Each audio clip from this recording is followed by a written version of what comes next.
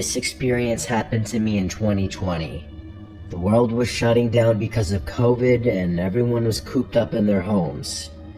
Being an avid backpacker and camper, I used COVID as an excuse to travel to different national parks and camp out in different places. One of those places was a creek in Rocky Mountain National Park, Colorado. Without giving away my identity or revealing too much personal information, let's just say something happened with my job back in 2019 that caused my reputation to kind of suffer a bit, and a good number of people despised me. I had to change apartments, get a new phone number, and eventually quit my job. The mistake I made caused a good number of people to lose a lot of money, so the shitstorm was expected. I just didn't know how far it would go. I was literally getting harassed by different random numbers for a while. Some texts were even threatening. I didn't know if they were from the same person or different people each time, but I considered the possibility that it was one person texting me from a bunch of different numbers. For a while it seemed to stop, and I was grateful that people seemed to lose interest or just move on. I wasn't working around this time. I was taking time to myself, hence another reason I was traveling around to different national parks. I drove the 3 hours to Rocky Mountain National Park, parked my truck, and started my hike up the trail to the creek. There was nobody else there. I'm sure that was because this was right when the lockdown started and people were taking it very seriously and not leaving their houses. That, and it was also still the winter time. There was a thin sheet of snow on the ground, hard enough that it made that loud crunching sound with every footstep. After a little while I made it to the creek, and it wasn't frozen, it was still flowing.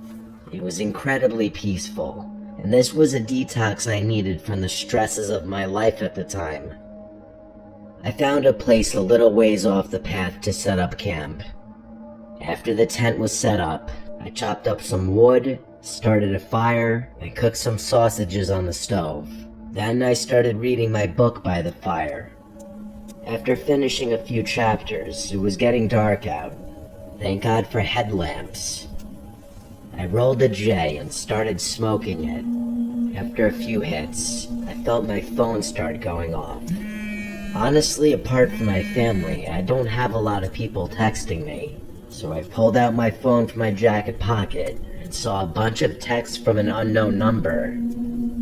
My heart skipped a beat when I realized it was happening again. The texts were from a number with a 203 area code, which I looked up to be Connecticut. Whoever it was texted me saying, "How's your camping going, buddy?" The second text said, "It's beautiful out here." The third text said, "I see why you came up here." My default reaction was to respond, "Who is this?" If they simply left it at "How's the camping going?" I would have assumed it was a family member, but they were sending messages as if they were here with me. The weed had already entered my system, and I was definitely high. This did not help my anxiety one bit. I felt extremely paranoid and started looking around me, standing up and doing a complete 360, looking in every direction out to the increasingly darkening woods. I went to get my P365 handgun from my bag just to make me feel safer. Usually I'd put a fire out before calling it a night. But as paranoid as I was feeling now, the thought of being in total darkness freaked me out. I went into the tent and crawled onto my sleeping bag. I stared at my phone, at the texts, waiting for a response which didn't come. Minutes dragged on, and I just wanted the weed to wear off, honestly. I still had my headlamp on, so I tried to continue where I left off in my book. But between being high and my mind being stuck on those texts, I was kidding myself thinking I could read. I decided to just watch YouTube videos on my phone to pass the time. I didn't feel comfortable going to sleep just yet. I was watching some murder documentary on YouTube. I know, a pretty interesting choice considering the setting. And when I least expected it, I got another text. a response to my question before. They responded, "Doesn't matter anymore." My heart started racing all over again. I replied back, "How did you know I'm camping?" But once again, no response after this. The anxiety of this situation was weighing heavier and heavier on me. Was this a prank by a friend or family member? Or was this one of those people harassing me again? But if it was the latter, how would they know I'm camping? That's the really uncomfortable part. I managed to kill an hour just watching videos on my phone, and I noticed the glow from the fire outside was growing dimmer and dimmer as the fire died down to almost nothing. In the wintertime, without the sound of bugs, the woods are dead silent apart from wind on a windy night. The second a video would stop playing, the silence would become deafening. Usually I'd embrace the peace, but my peace was completely disturbed because of these texts. Something then broke the silence, the unmistakable sound of human footsteps in the snow. They approached my tent until they were only maybe 6 feet from outside the tent. Then the footsteps stopped. I had the gun tightly gripped in my hand, ready to turn the safety off. There was suddenly a flash from outside. It looked like someone briefly shined a flashlight at the tent, or they took a picture. I had my answer soon enough. I heard the person walk away now, before their footsteps slowly faded out to silence. And as I expected to happen in the back of my mind, my phone dinged and vibrated, and that number sent me a photo. The photo was of my tent. Following that was a text that said, "Have a good night's sleep." I can't explain it, but suddenly it felt like I completely snapped out of the remainder of my high, and a bout of adrenaline and confidence overwhelmed me. I unzipped the tent and shot 2 rounds into the air, and the sound of footsteps running away in the snow in the not-so-far distance told me that it worked and scared the person off. But it also disturbed me even more, that would mean they were still hiding somewhere in the distance, watching. I screamed a threat into the air and climbed back inside my tent. I believe it worked because there were no more texts and no more sounds of footsteps. I was awake for hours after, simply because the occurrence completely woke me up. I felt like I drank 3 cups of coffee. Eventually, I did fall asleep, and waking up to morning sunlight was a huge relief. Whoever followed me there was not ready for me to pull a gun. I definitely don't seem the type of person that would own a gun, and I know that. That was my first time shooting that gun since buying it, and in fact my only time to this day. Whoever had been texting me, harassing me, and apparently stalking me, apparently decided to back off when they found out I had a gun, because almost 5 years later now, and I haven't been bothered. Still, it was a nightmarish night, and I can't imagine how differently it might have turned out if I wasn't armed.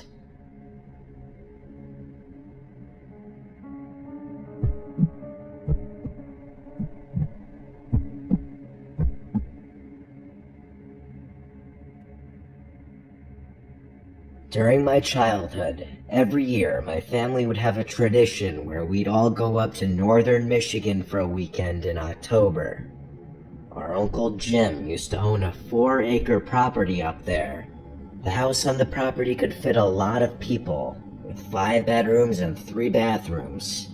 2 bedrooms were set up for my cousins and my siblings, so my brother and sister in one room and our 4 cousins in another room. The other rooms were for all of our parents.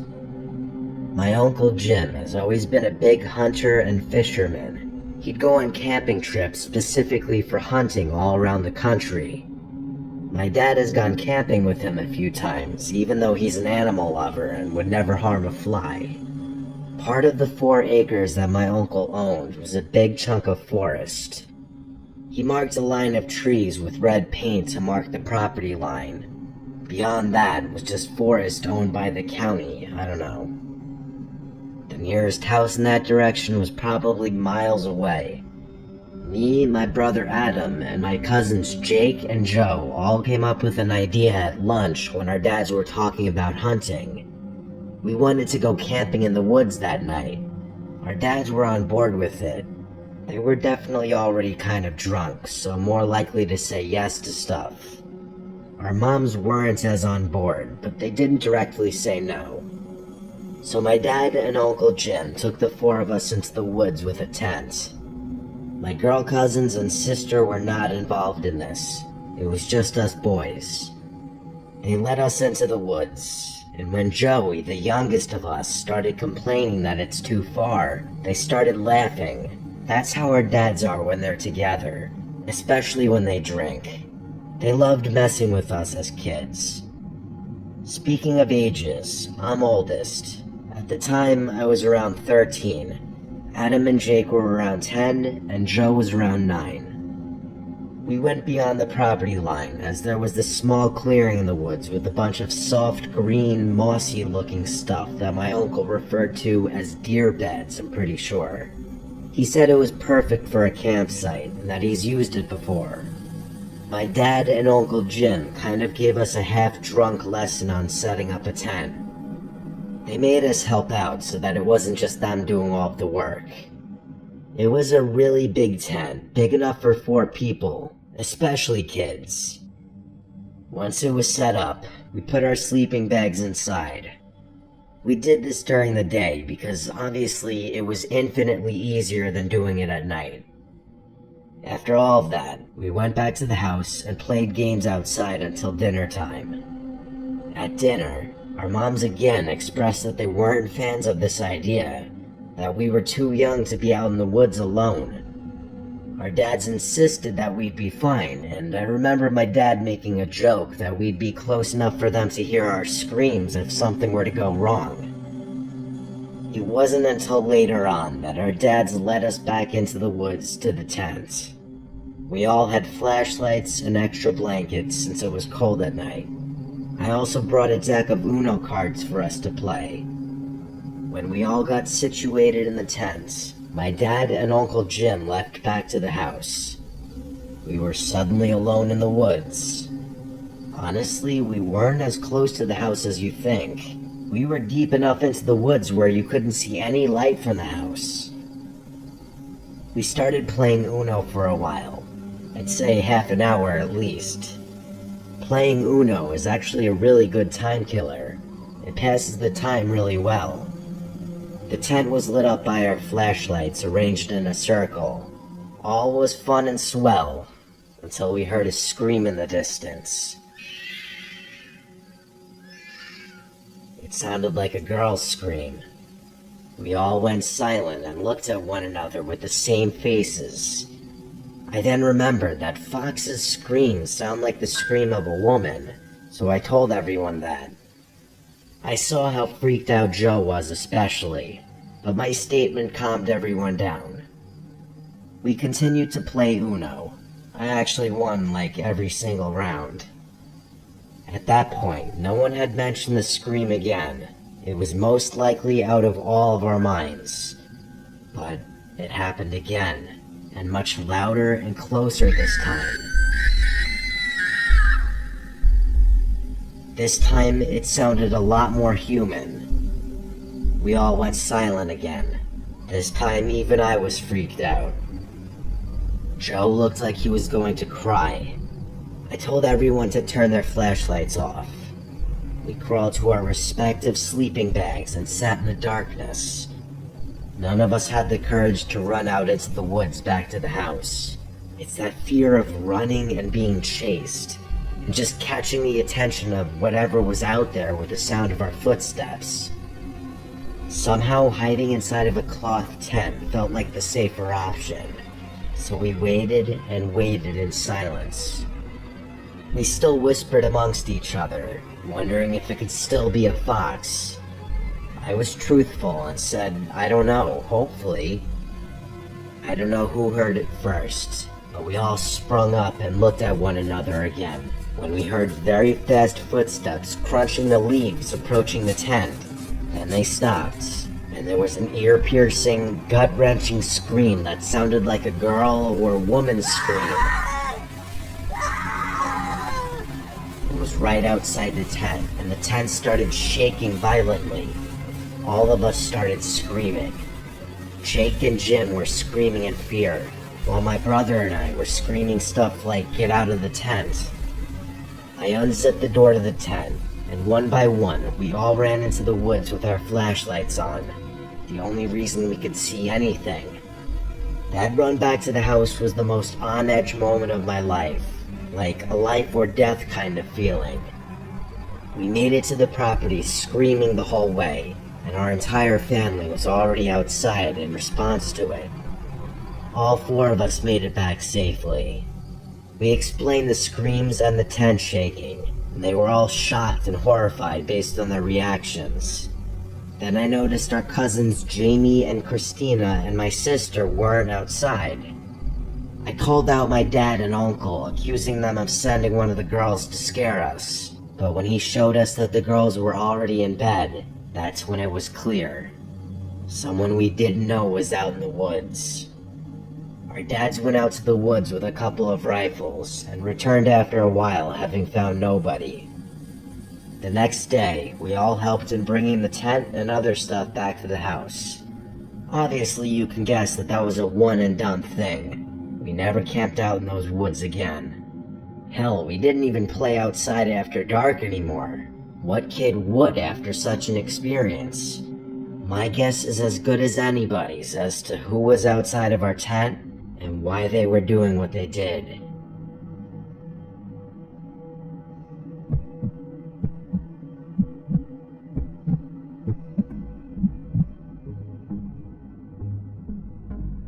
What I'm about to tell you still leaves me to question what is real and what's not.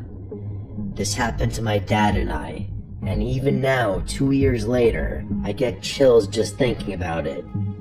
I know how it sounds. If I were you, I wouldn't believe it either, but I swear to you, every word is true. 2 years ago, my dad and I traveled to go camping at a spot out in the deep country. We enjoyed doing this, as it was often a very nice time to get away from real life. This place in particular was a nice spot. Hiking trails, zip lines, a bit touristy, but it has deep history. Native American lands, you know? First night there, it was perfect. Families at other campsites, campfires everywhere, kids laughing. The kind of peaceful night you go camping for. We cooked hot dogs, roasted marshmallows, cracked open a few beers, and made small talk with the people around us. A typical peaceful first night, but the second night is when things started to change. The staff told us we were the only ones in the park. Nobody else booked a site at first. We were psyched. A whole campground to ourselves. It sounded peaceful.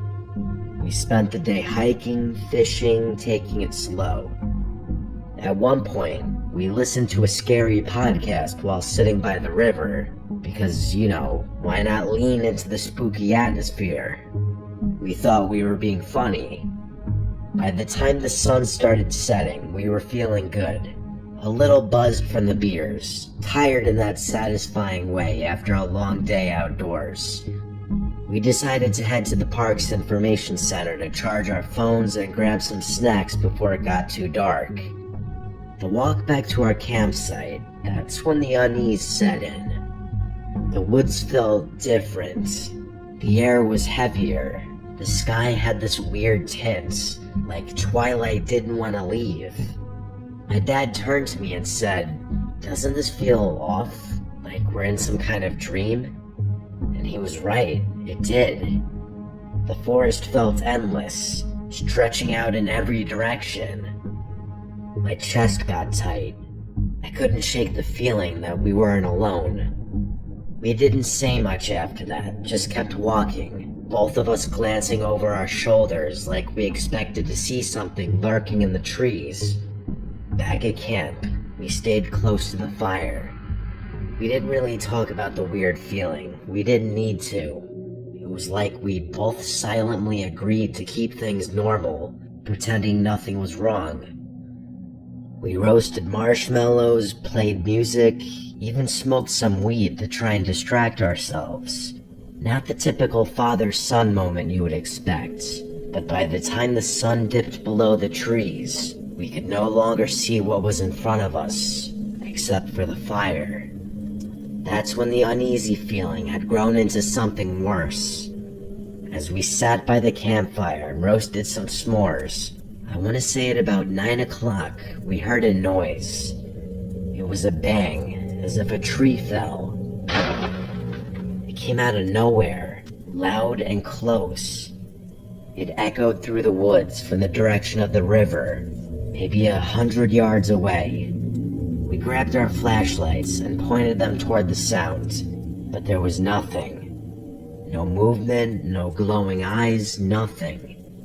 Bigfoot, we joked, nervous laughs slipping out, but neither of us believed it. A few minutes passed, then it came again, louder this time. Farther off, but the same sound. Same weight. We shined our lights again, but the forest swallowed our flashlights, allowing us to see only the trees surrounding our tent. And then the third bang, closer. That's when the fear hit. Whatever it was moving toward us, like it was circling the campsite. Then, not even before we were able to collect our thoughts, the fourth bang happened. About 20 yards away, maybe less. That's when the real fear and adrenaline set in. Whatever high I had going from the weed was now long gone. My dad turned to me with his eyes wide.